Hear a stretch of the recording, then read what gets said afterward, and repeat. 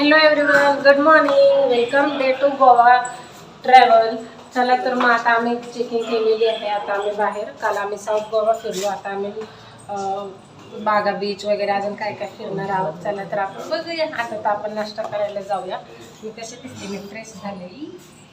आम्ही नवीन कपडे गोव्यामध्ये जे असतात ते. तर काय आता आपण चाललेलो आहे बागा बीच बघायला. त्याच्यानंतर आपण नाश्ता करणार आहोत.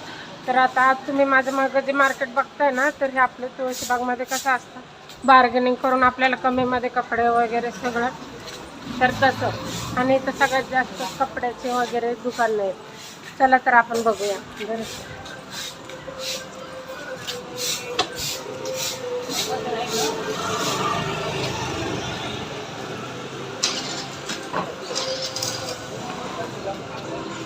बरं, पण दाखव कितने दिसते.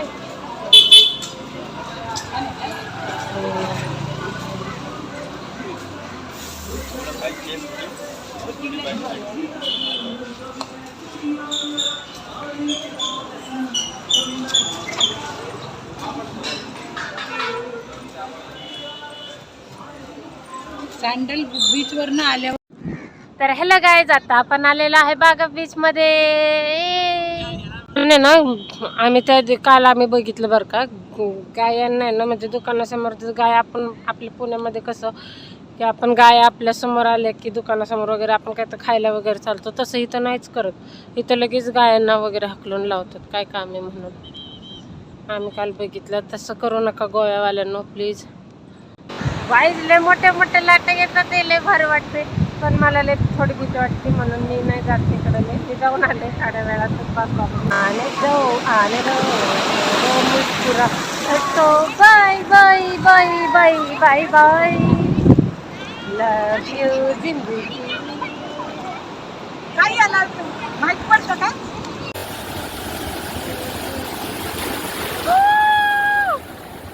माती चालली.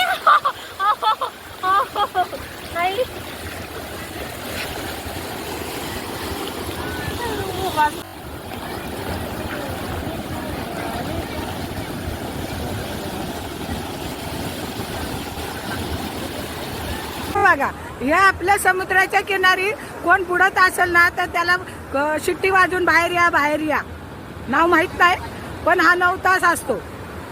गाईज, गोव्याला आल्या सगळ्या मुली हे करतात. मुलांचं पण असतं काय काय, पण हे मी केलंय. मला चांगलं दिसतंय का नाही सांगा? छानच दिसत असतं.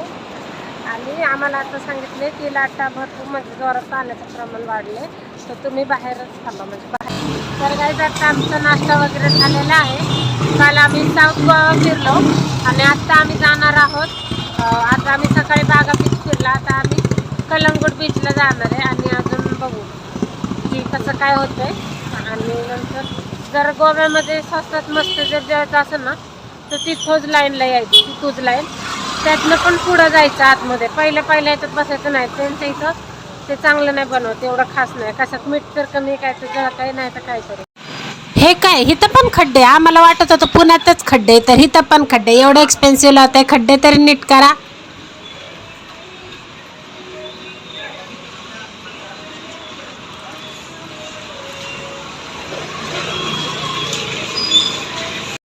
तर आपण आता आलेलो आहे तिथंच लाईनला. इथं बॅग, ज्वेलरी, प्लस ते नजर न लागायचे, प्लस ते आपण दारामध्ये लावतो बघा, ते भरपूर सारे व्हरायटी, भरपूर अशा प्रकारच्या व्हरायटी, भरपूर म्हणजे भरपूर. तुम्ही काय विचारच करू शकणार नाही. असं पण थोडं एक्सपेन्सिव्ह आहे.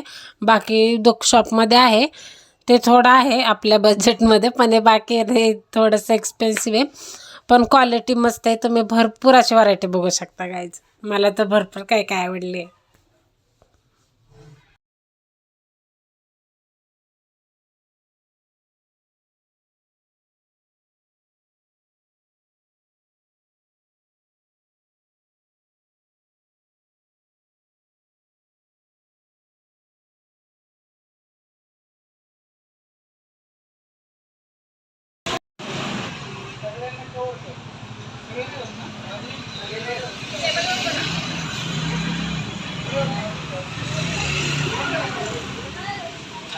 तर गाईज आता आमचं जेवण वगैरे झालेलं आहे.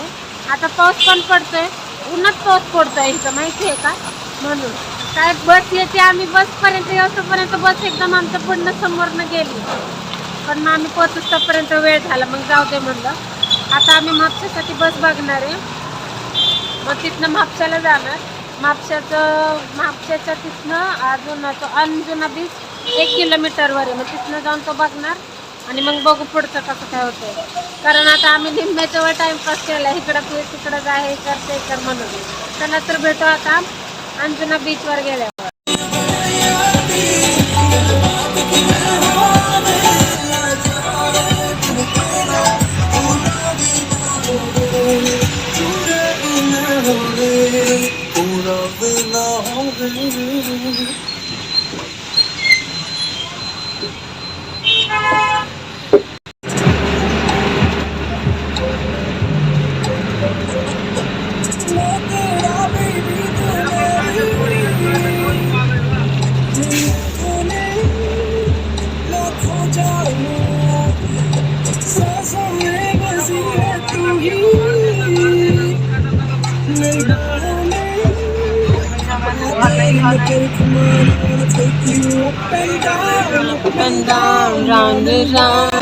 तर गाईज आता आपण आहो म्हापशामध्ये.